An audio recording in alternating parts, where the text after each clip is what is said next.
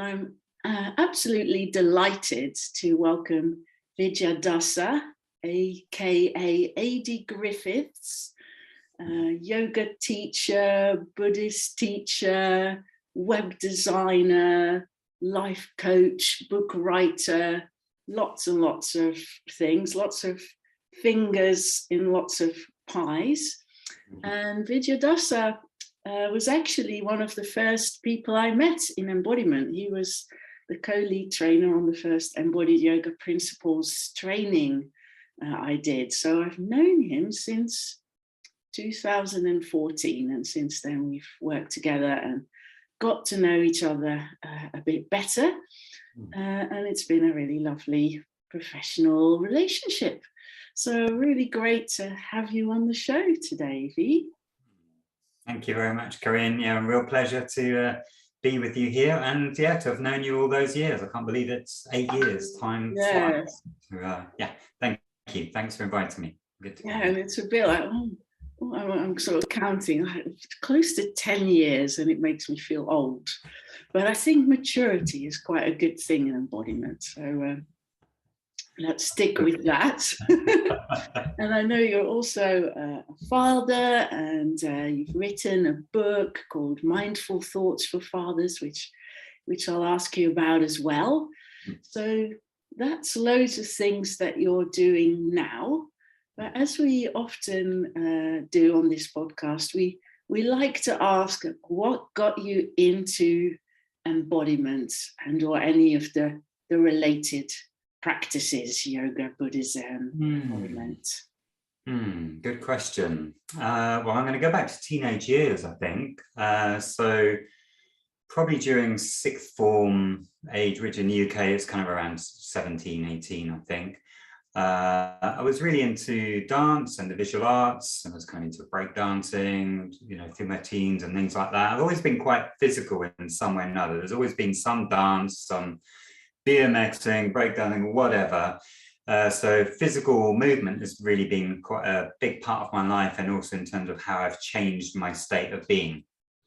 I think during teenage years, like a lot of teenagers, I kind of hit the whole exam stress and anxiety and relationship stress, and also life purpose stress. What am I doing? Where am I going in my life? What do I want to be doing? And I guess I always kind of wanted to be a visual artist in some way or another, and was doing a lot of photography, painting, as well as all the movement practices as well. But somewhere along the line, I was part of that kind of stress, and I realized, I need to get a grip on this. I started to learn meditation, and that was it. I was cleaning in the school. My little job after school was cleaning. I was a caretaker with a few other mates. We used to kind of clean rooms and have our hip hop on in the stereo or whatever. And one of the rooms I did was the religious studies room. And I just saw this book about meditation. So I kind of like, okay.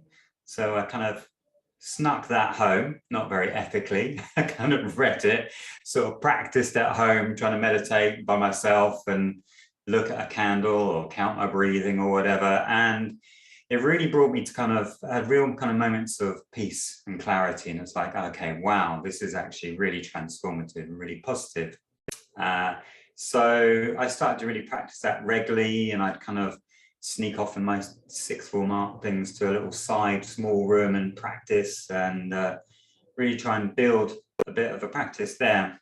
And then along came the rave days, and lots of raving and dancing, all night clubbing and things, and I suppose getting high both legally and illegally in different ways. And I think after the late nights and the downs, in a way, the downs after the highs, I realized I needed to return to meditation. I think I'd lost that a little bit along the way. I was kind of getting into the zone through dance and stuff like that, but realized I wasn't doing a regular practice myself outside of that, and I needed something kind of stabilize the ups and downs and kind of bring me focus. And I think I was really concerned also about what was going on in the world, and wanted to kind of make a difference in some way or another, and learning how to stabilize body and mind, and also be kinder and bring positive things out into the world felt very important. So yeah, so I kind of carried on there. And the next steps from there, I did a photography degree. I started a photography degree, but soon realized actually it wasn't it somehow, because I missed something of the breadth of creativity. So I had moved to Scotland. I moved back. That was it. I started going to Buddhist meditation classes in Glasgow in Scotland, and the Glasgow Buddhist Centre. I should really do a fake Scottish accent now, although I am Scottish. I'm from Inverness originally. I should just drop into that. So yeah, and I just remember learning the loving kindness meditation. I was having real anger issues at the time, really frustrated with my dad for something, and it just in one meditation it transformed into a real deep appreciation and love and respect for my father that wasn't there before. And he was like, wow, this stuff is really transformative. So I then went and had the Dalai Lama give a talk. This was 93 when he was over doing talks about global, all the global stuff that was going on and concerns about nuclear things and various planetary stuff. And from there, I kind of committed again quite clearly to kind of Buddhist pathway and yoga and things of that nature. So yeah, maybe I'll pause there. Wow, quite a nice trajectory, really. A bit more sort of general life than some of our guests who came from some major illness or trauma. And we have quite a lot in common, because I've got a sort of arts background too, and nothing too major in my background, but just got curious, except I picked up the wrong book as a teenager, because it didn't give me the right instructions to get to the calm that you describe. So I gave up for 15 years after that. Shame. Yeah, you made your way back. Yeah, maybe you just have better karma than me or something. That's it. Rocky road since, so maybe it's all right. yeah, and in our embodied community here in the UK, and also the international community of the Embodied Facilitator course, we mainly know you as an embodied yoga principles, yoga and meditation teacher. And there's not that many guests on the show that have like all of those accolades, as well as the creative background. So I'd be quite curious to know how does it all link up for you now? It seems that you found your way in the world with a mixture of creativity and Buddhist ethics and movement. So how does it? Yeah, it's a good question. I think it's an ever evolving, changing thing, and the relationship between the different parts do move in and out of focus in different ways. Like for many years, I was doing a lot of community artwork projects where we're kind of going into communities and creating carnivals and costumes and really getting involved and helping kids in schools and community make things, and again, very physical, but very creative.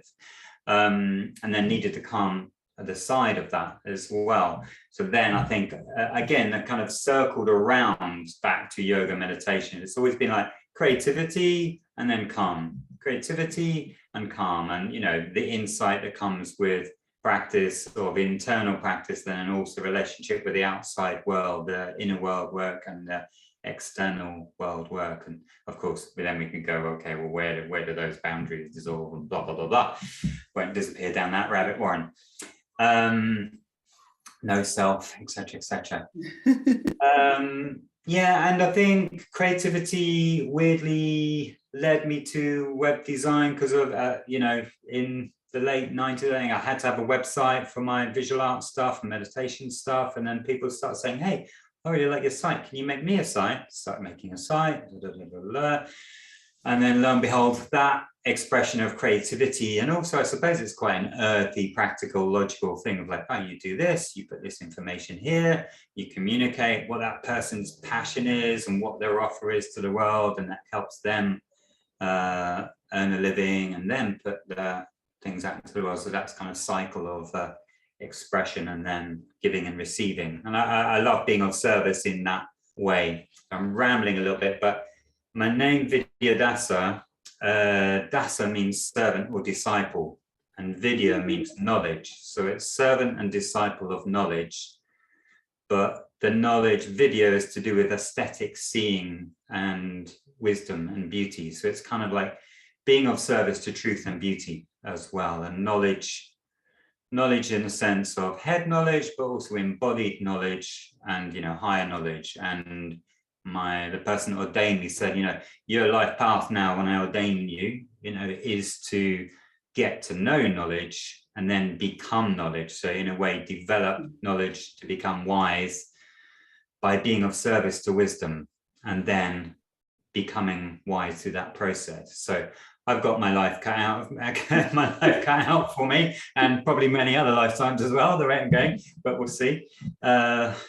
So that kind of pathway is there and links all of it up. There's that overall arching thing of being of service to beauty and truth. And coming back to the yoga, again, the whole internal world of imagery and imagination and creativity and connection of what's in and what's out, and sharing that with others and exploring that. And somewhere along the line, a good friend of mine, Tess Howell, I remember being at a birthday gathering of hers, and Mark Walsh happened to be there as well, because he'd been very close with Tess as well, and we kind of got chatting, whatever. And I think my partner was due to give birth, or maybe even my daughter was 1 at the time or something like that. So we're kind of struggling with the whole I'm a parent or about to become a parent thing or whatever. I remember us having a conversation around that sort of stuff, and I'd seen Mark at an Aikido class, and I kind of had a sense of him kind of like, oh, it looks kind of quite fun, engaging, quite intense. And then we had quite an intense conversation at this meal, and I remember getting a bit affected by something. And then I saw some of the stuff he was posting online. I was like, oh, actually, right, I get him a bit more. I really understand where he's coming from, and some of his, I guess his reflections on life and engagement with the world through embodiment practices and teaching. And then I went, right, I'm going to go along to one of his classes or workshops. So I went along and really liked what he was sharing and how he was communicating and saying, I really appreciate that. So started to go along to some of those workshops, and he started to come to my yoga classes.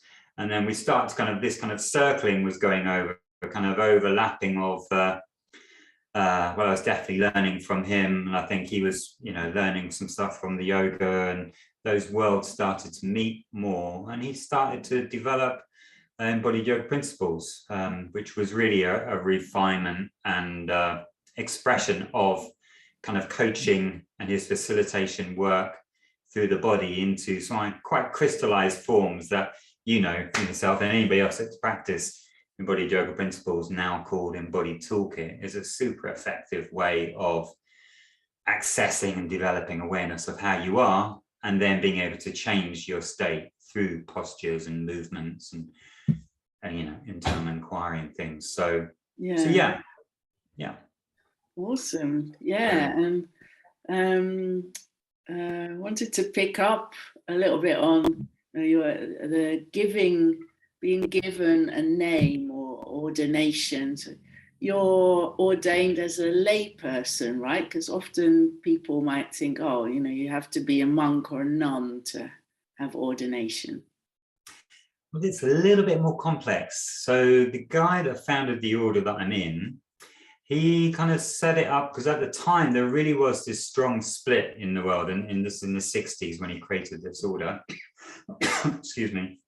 And what he was seeing was like, you were either ordained and you kind of left the world, you're in the spiritual world as such, and you have nothing to do with the world unless you're asking for alms or whatever, or you're involved in the world and you're a lay person or you're a family person, whatever. And there was a real divide and a kind of hierarchy there.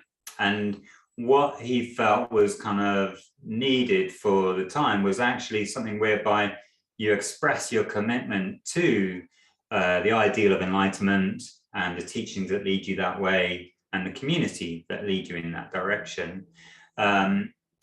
and the lifestyle is secondary, or even tertiary. So whether you are a parent, whether you are working out in the world in some way or another, or whether you are, a celibate monk or nun or whatever, in a way, those lifestyles are really important and they're big choices. And that's something I wrestled with in my life. At times I wanted to be a monk, and other times I really wanted to be in the world. So that's been a struggle in one way or another for me. But yeah, so all order members in the tradition I'm in, you're kind of exploring this in the world, but not of it, is the kind of phrase. Yeah. So trying to be in the world, but not of it.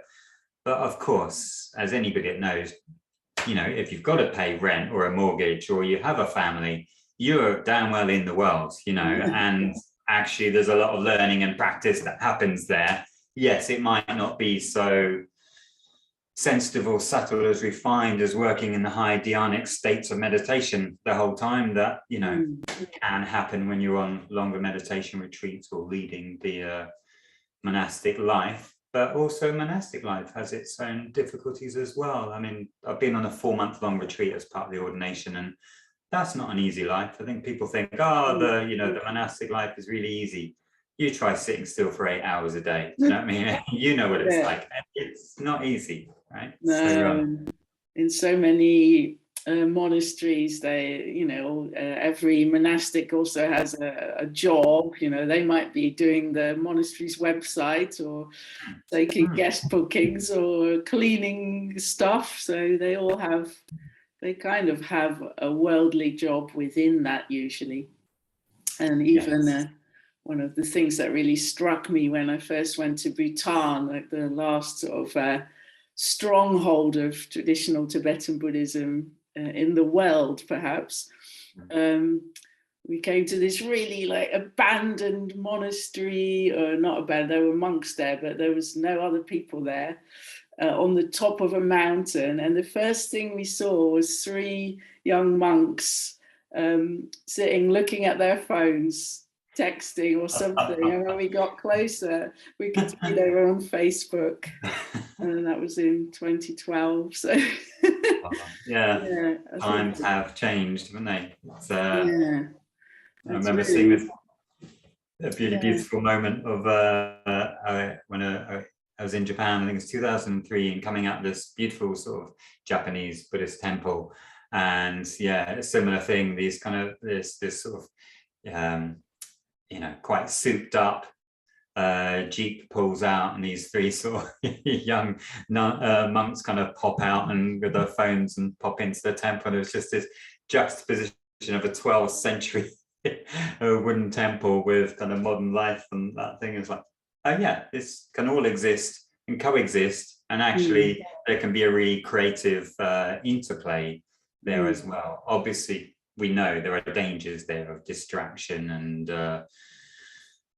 disappearing down rabbit warrens of social media and the harm that can be caused in that. And also there's real magic that can be shared, and real deep wisdom that can also be shared, as we know, through things like the Embodiment Conference and everything that Embodiment Unlimited do online, etc. So absolutely. And I think the approach to embodiment that certainly has come through Embodied Yoga Principles and all the other embodiment courses we run, the work that you do is to kind of try and connect those 2 worlds, certainly if it's not spiritual for you, the ethical with the being grounded ethically in your life, to have these tools that you can apply in any whatever life you're in. I've actually taught some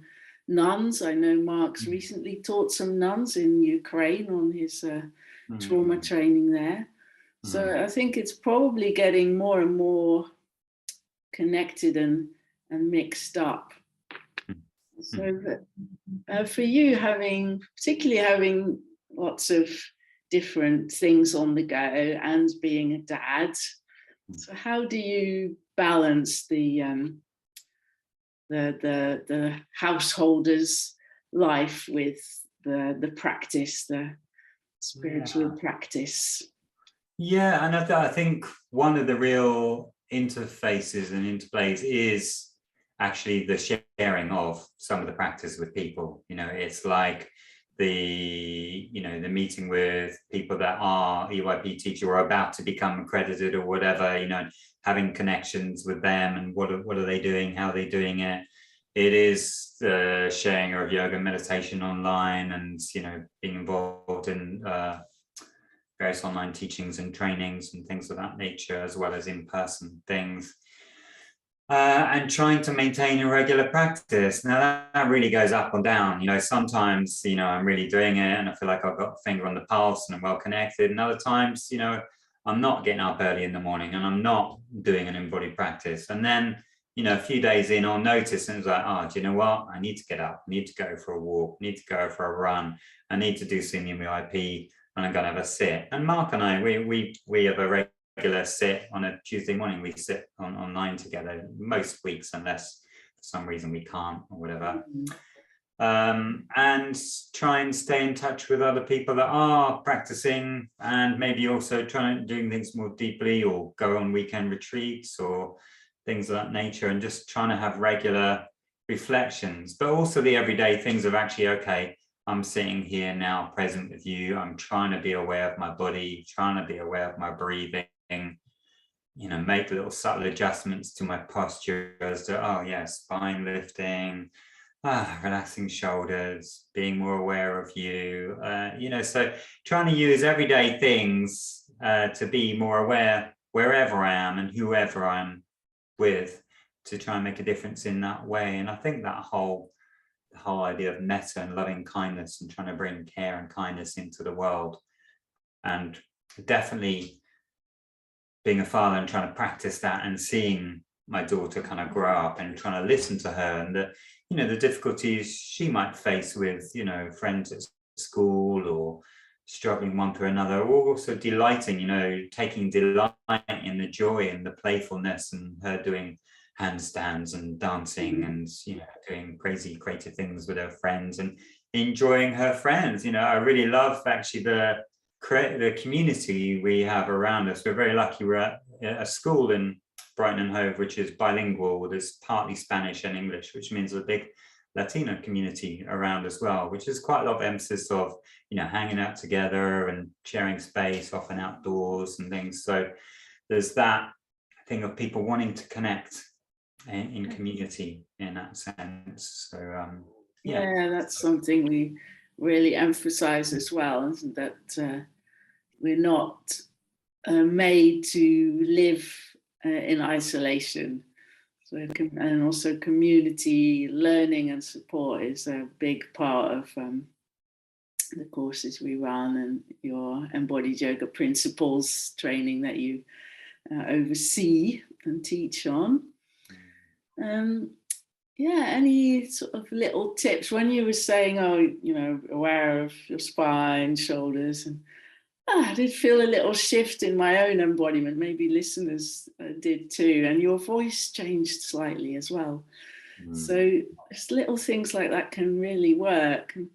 Do you have a way other than that one that you might sort of shift to be more present with your daughter or your family? Maybe there's a knock on the office door and it's a bit of an interruption sometimes. Like, how do you deal with that?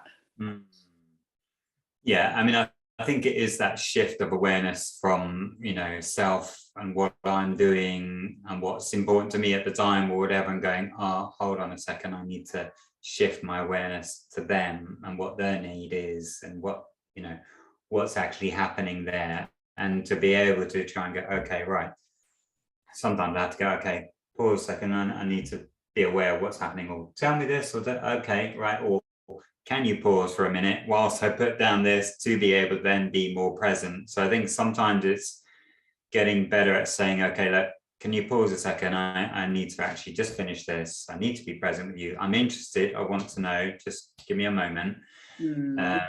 So boundaries, I think that whole thing of boundaries and, what is time for this? What's work time? What's play time? What's rest time? When can we be together and how? And managing that and communicating that. So that's definitely an ongoing practice for sure. Yeah, a lot, especially now, right? We're still in the period which may stay, that so many of us are working from home after the pandemic or during. Yeah. Yeah, and it's a funny thing. It's like literally this morning I was due to go and meet with a new web design client, and she left me a voice message this morning. My Airbnb person has just done a positive test on COVID. Okay, so can we meet another time, or do we go online? And a lot of my web design work I do online with people. There's people in the States who do a lot of work for Meta, the International Somatic Movement Education Therapy Association, which I love, and various clients all over the world. So it's like you're navigating time zones and working with people I never would have worked with before, prior to, I was doing a bit of that before COVID, but then of course, everybody's so interconnected now through video and audio in this way, and it's fantastic. But yeah, I also now really like that thing of, hey, I'm actually going to go and meet a web design client, or I'm going to do a coaching session with somebody live in person. It's like, wow, it's multi-dimensional in a different way, you know? Going to trainings and being in a space and just seeing the difference of actually being in the same space together. It's a very different experience, isn't it? And I value both and I appreciate both. And I think I'm really recognizing that actually doing so much work on screen by myself has a detrimental effect. And I need to ensure that I have good quality connected time with living beings in the same non-virtual space in reality. It's different, and being touching, and seeing, being out in nature. So how do you do that if you say you've got a long day with lots of Zooming and website things? Do you have little practices you do to? Yeah, I will often take a walk. I mean, literally, I've got a little door out here which goes out there's a little park around where I live, and I can see the sea in the distance, and there's a little kids' playground, and I will go and I'll maybe do a few push-ups against a thing, or I'll just do a slow walking meditation, or I'll just try and see a horizon. So it takes me away from the little box screen there to far off in the distance. And my coach actually introduced me to a lovely little practice, a guy called Steve Litchfield, great coach, by the way. He shared with me something which I think might be from Andrew Huberman, I'm not sure, where you start with being aware of your body inside, your breathing, with your eyes closed. In fact, you can do this along with me if you're not in a car. If you're not in a car now or not driving or whatever, I'll try and remember the bits. So bring your awareness inside, really feeling your body, having this sense of an internal awareness of you as you are now. Sensing the breathing, sensing what that feels like. And it's a very short practice. And then the next step is to open your eyes and just take your awareness just about, a meter in front, just kind of being aware of what's there in front of you, but still being aware of your body and your breathing. Just sensing there might be a subtle difference there. And then extending a bit further still. So maybe you're then aware of the whole of the room that you're in, if you're in a room. Yeah, and less awareness inside your body, still keeping some awareness there, but it's more about the external awareness. Then in an ideal world, you're actually outside somewhere you can see the horizon. But if you're not, then imagine a horizon in the distance, and then seeing the difference that makes. So so it's just a subtle kind of gradation of taking awareness outwards into the world. And then, of course, you can suck it back in as well. So that whole practice of in and out. And I quite like doing that in a regular basis, if it's just stepping out and going, okay, I'm back in. Wonderful. It's it reminds me of my Buddhist teacher, I was on retreats at one time, and we were mostly practicing in our sort of small bedrooms. And I had a lot going on in my life, which was like on my mind, and it started to feel very claustrophobic. And I sometimes feel a bit like that when I've been on Zoom a lot. It's like I'm trapped in this virtual world, and I get a sort of weird feeling inside of some kind of overwhelm, I suppose, or being too full somehow.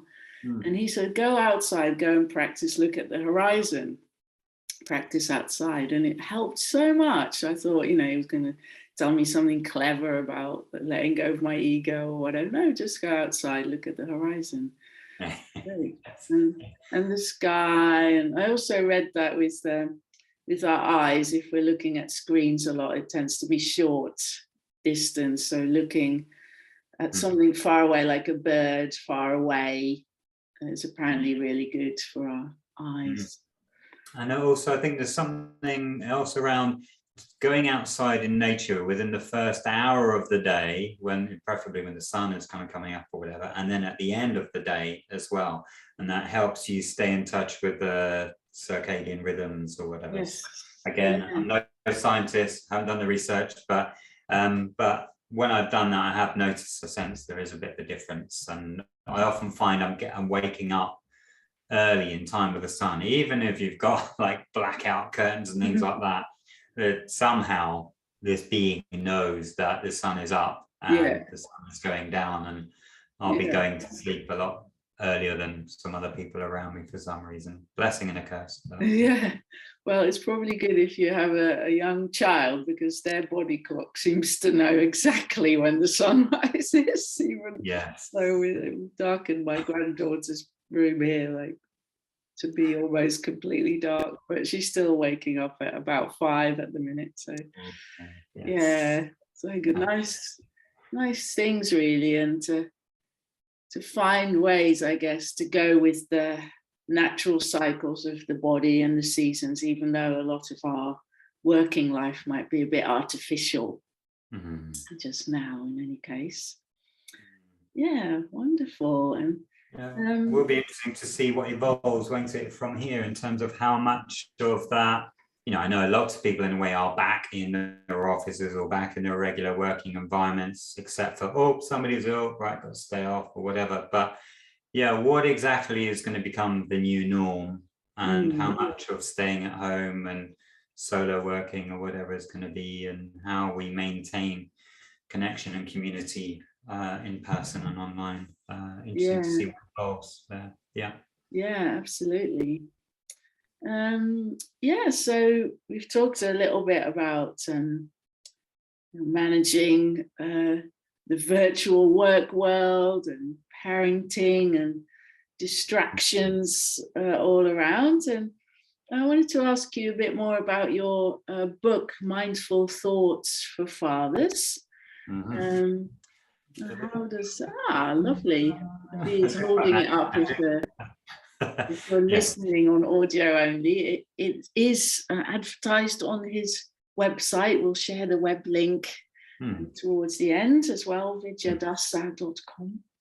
Can you tell us a bit more about the book? Because often people ask me, oh God, my kid is driving bonkers. How can I use mindfulness?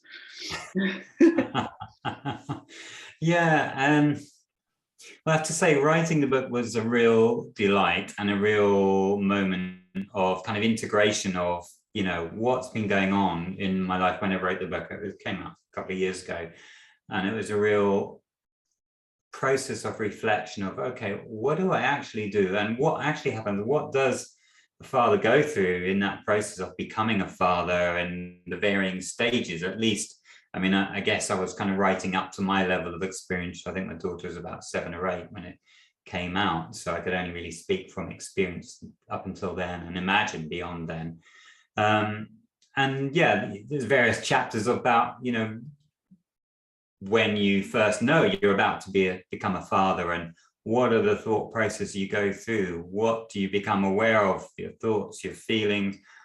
what the changes are going to happen in your world, and how, in a way, you haven't got a clue. You don't know what's going to happen until this being comes into the world. Who is this being? How are they? How are they going to behave? And you just don't know. It is that whole being with the unknown and the uncertainty. And of course, that continues all the way through. As soon as you're connected with another being in life, our own life is unknown process. We don't know anything for certain, other than we're born, we're going to die, and we breathe and do a whole load of shit in between. But another being also, and in most cases, we're in touch and connection with another being that has brought that being into existence as well. So you've immediately got this strong connection between these beings, and sometimes more, particularly also if it's been from another form of process of pregnation, etc. There's so many levels and layers of connection. But yeah, I really remember, I'm just looking at the titles of some of the chapters, and the gift of attention. So, giving that gift of attention to your child, and what does that do? What does it do to you? How does it change how you are? And what does it do to them? And I can really see this when I give good quality attention to my daughter. It's like our relationship is very live and vivid and multidimensional.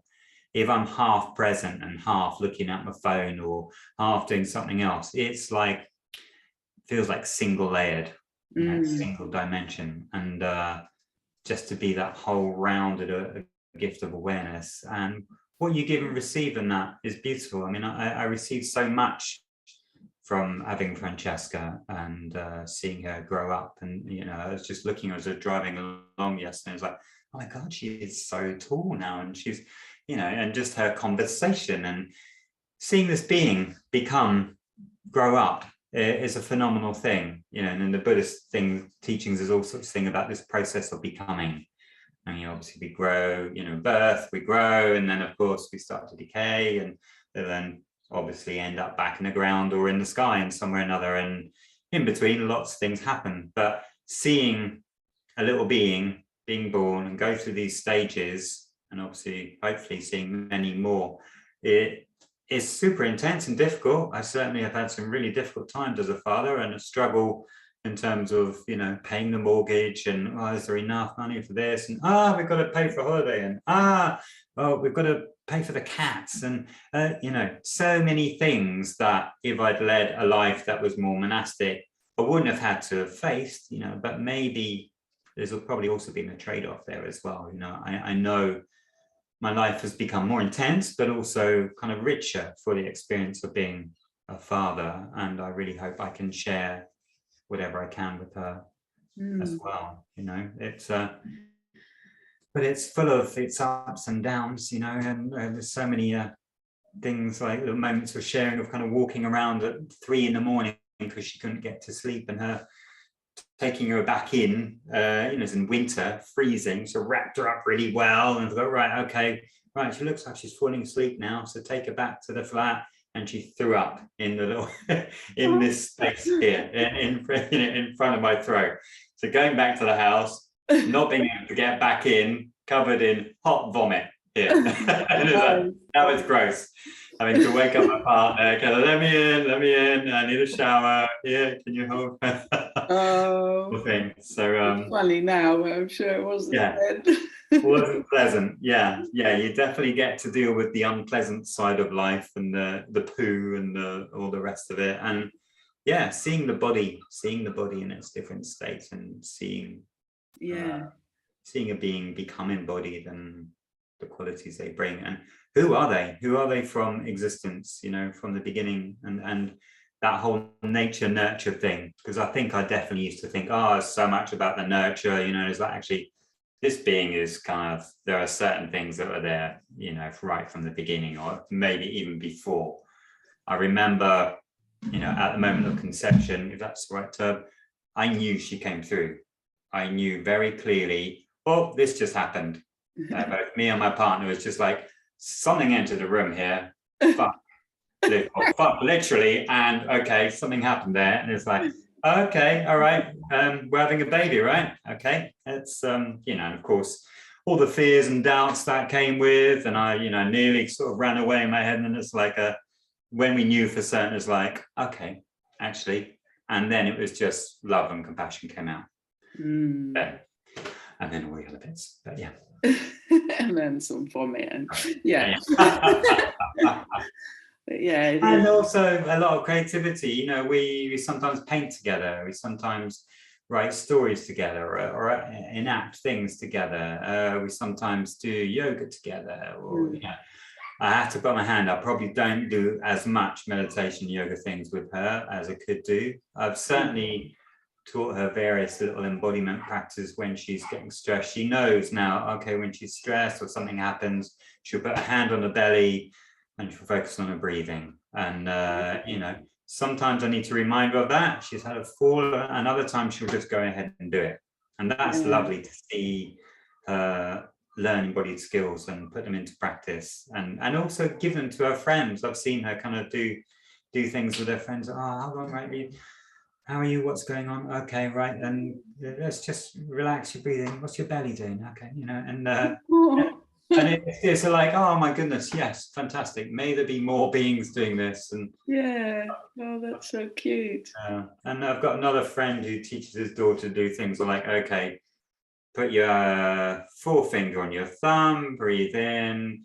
As you breathe out, put your forefinger up the fingers. You're kind of counting the fingers. We're just breathing, and you're tracing your finger with the fingers of one hand with the forefinger of the other hand, and you're feeling your breathing as you do it. And you do that a few times, and lo and behold, in a way, just that process of giving focus and attention to those bodily sensations, it can calm you down. And of course, it's like everything, the more you do it, the more it becomes a familiar habit, and your being knows, oh yeah, this is what I do to calm down. And then lovely. Oh, that's a great one for kids, isn't it? Yeah, really nice. A friend of mine, Alistair, shared that with me and his daughter and my daughter. And it works on me as well, to be fair, and I'm 50, so I like that one. Yeah, exactly. Hey, I've learned something new, 2 new things already. Great. So are there some bits like that in the book as well? Some little tips? Yeah, well, little bits. I mean, in a way, it's more reflections and things to maybe consider. And the publishers didn't want a how-to book. They were quite clear, right? You don't really want steps and stage of this. I mean, I think that's another book. And if somebody would like to invite me to write that book, I'll happily do it. But it is more reflections. There's short chapters. I think it's like 1,000 words per chapter. There's 25 chapters from things like holidays and hell days, you know, the difficulties of going on holiday with the kids, and also how beautiful it can be. Devices of mass distraction and miraculous invention. So, you know, working with mobiles and tablets and things. Bedtime boundaries, friendship, a true treasure. Family ancestry, you know, thinking back of the influence of your family on you as a parent, and also what you want to bring forward through as well. And that was quite powerful, reflecting on that, you know. I can imagine. My father, my mother, his father, his mother. And recently I was on a holiday with my father in Bude, and with my family, Bude in Cornwall, where he grew up. And he spontaneously started telling me all sorts of stuff about him. Well, I think I asked him about his childhood, his teenage years, and he told me all these things about kind of growing up there and his whole family things, all sorts of things I didn't know. And it's like, oh, wow, I get that. And that's where that comes from. And so, yeah, really nice to kind of know. So yeah, you know, it's a sweet little book, you know. Being good enough is part of things. And, you know, what are the life lessons we need to learn? I'm not saying this to kind of go, oh, hey, it's all about me, I wrote a book. It's no, actually, there's some little nuggets that are based on seeing other fathers or seeing experience, and hopefully it's a little invitation just to remember to be aware and care.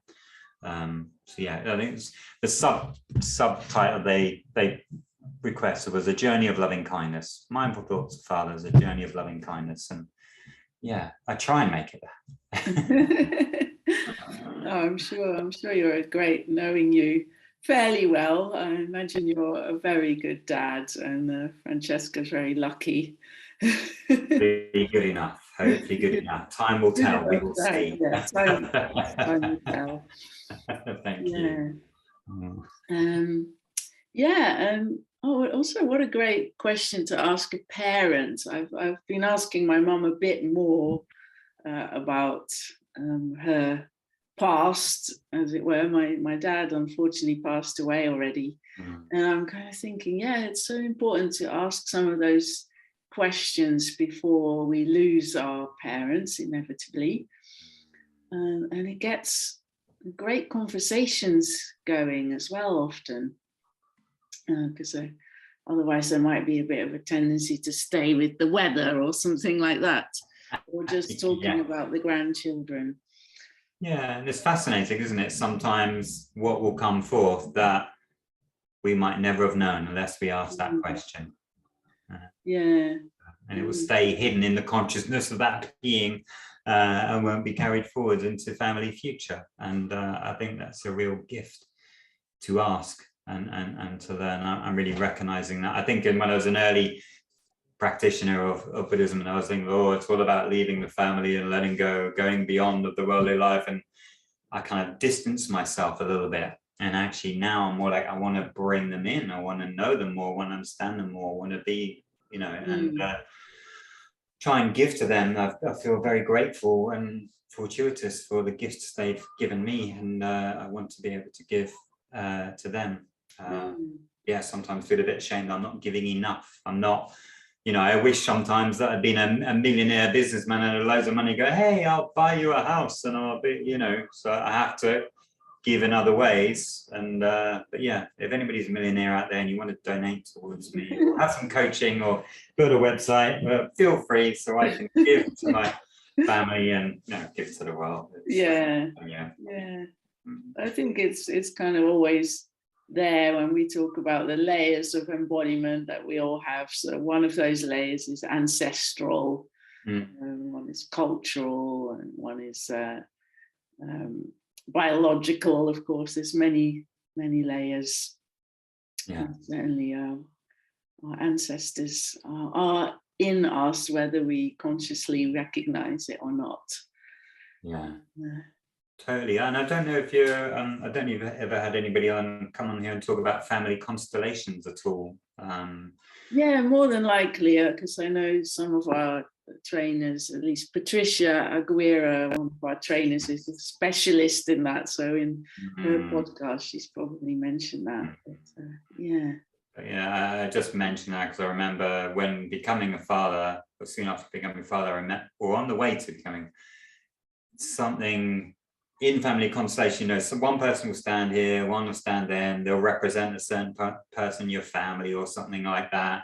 And then those people speak or behave in a certain way. And just things came up that were connected to people in my history that I knew nothing about. And then I was like, what?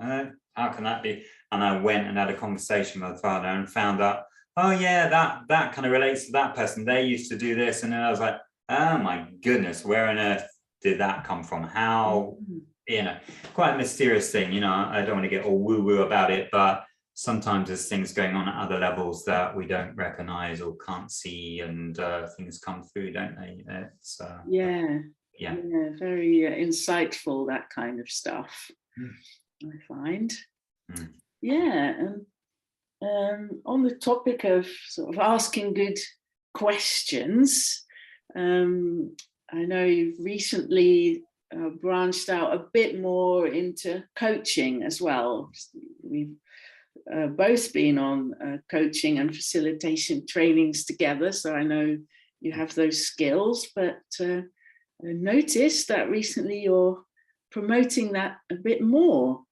So love to hear a bit about that. So so I mean, back, obviously sort of learning Embodied Yoga Principles with Mark, from whenever it was, 2014 or whatever, obviously there's a really strong influence of coaching and somatic coaching and embodiment coaching in that right from the get-go. And I've been really fascinated by that and found it really effective in working with groups and one-to-ones, and also in coaching in my websites. I end up coaching when I'm doing websites sometimes. I feel like that's a coaching process as well. But I felt like I wanted to learn, weirdly in a way, almost not do a kind of embodiment coaching thing as well. So I kind of knew what is kind of regular coaching and what is embodiment coaching. And then I could know, okay, what's the difference and how do they influence one another? What is somatic coaching? What is not? And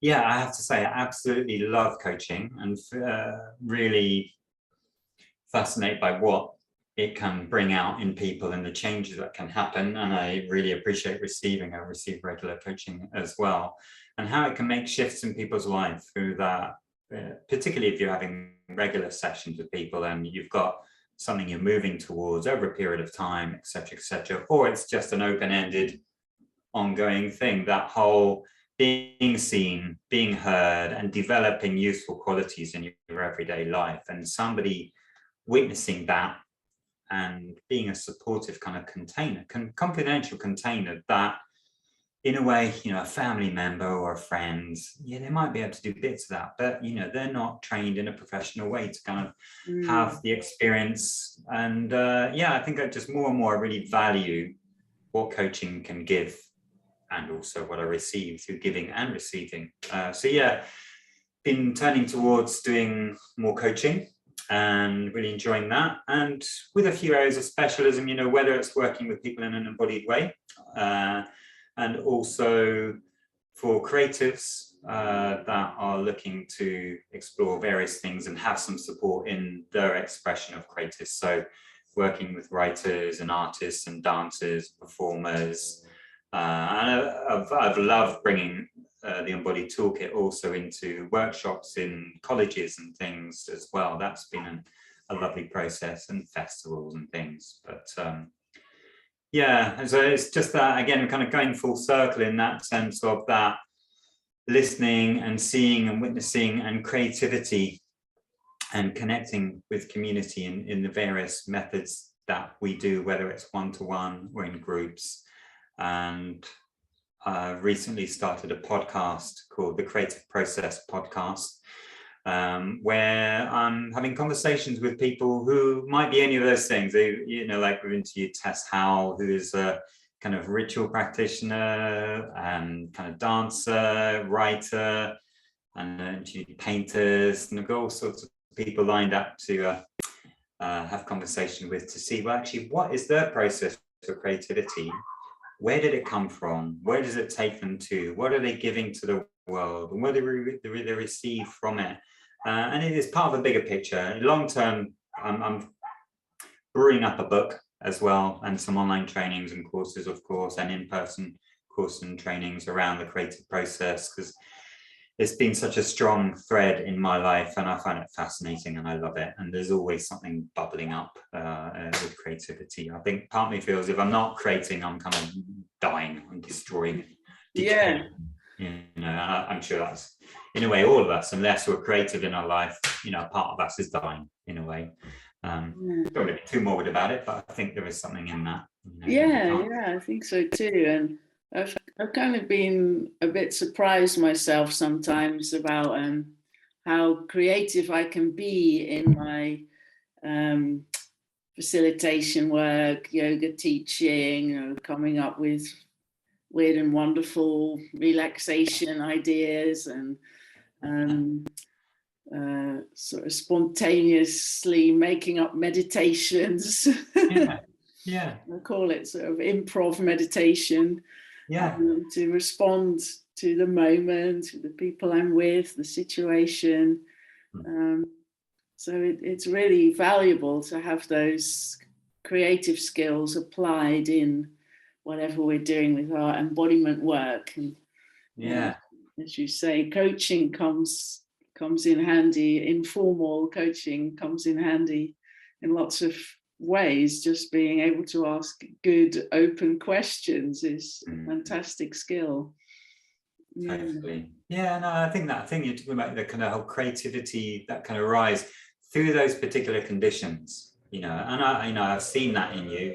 I've seen that in Mark, and know it myself, and other facilitators, where it's just those conditions come together and the little spark of inspiration goes off, and when you trust in that moment to go with the inspiration, and something completely new is going to come out, and that you've gone down a different journey than you were going to, you know, and it's like, wow, okay, if I hadn't trusted that, then we probably would have been in a completely different place. Yeah. You know, and of course, being willing to change journey and check in with that person, all the other facilitation skills that come in. And in a way, that ability only arises through practice, doesn't it? Through, you know, the 20, 30 years of whatever practice you've been doing, to know that, okay, if I do this, that can arise, learn, here's the safety around it as well, you know, put your little health and safety hat on, and sometimes you take it off and go, right, okay, we're going over here, all right, let's put it back on again, right, it's all good, yeah. Knowing your boundaries and what's capable, what's possible and what's not, and being willing to take a risk and not be too safe. But again, it's knowing ourselves. Like, I know I can tend to be all bit cautious. You know, Mark knows about me.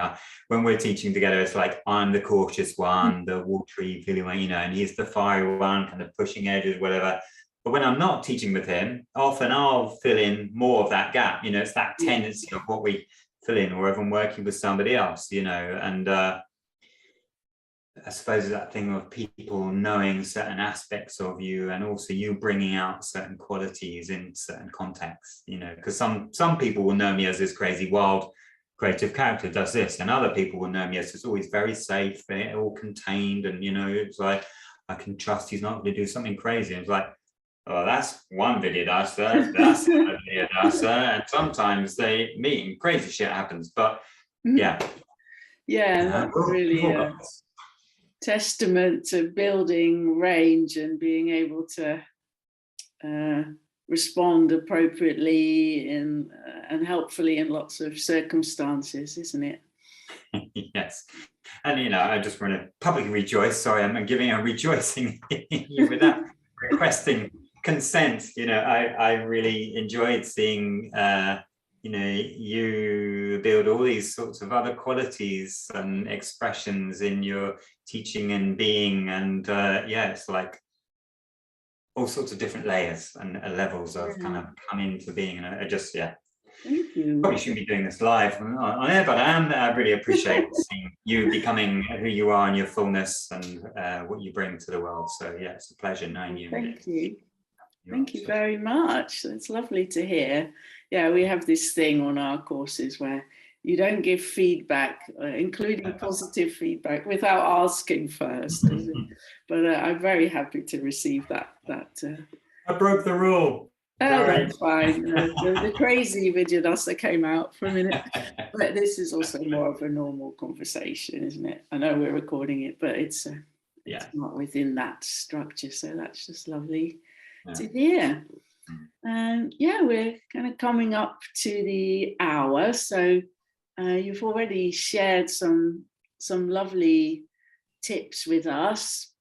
People can find out about your yoga and meditation and embodied yoga principles stuff on vidyadasa.com. And Vidyadasa is spelled Vidyadasa, or you can look at the course notes, it will be there. And the book is on there. The coaching site is beingyounow.co.uk, and the web design is on createwebdesign.org. So you can find and contact him through either any of those sites anyway. I'm sure you can use his yoga email to ask about coaching, etc. We usually conclude with any final tip or embodied wisdom thing you can give us. Okay, so sense into your body now. What do you feel? What do you know about your actual experience right now? And ask yourself if you can accept how you are now.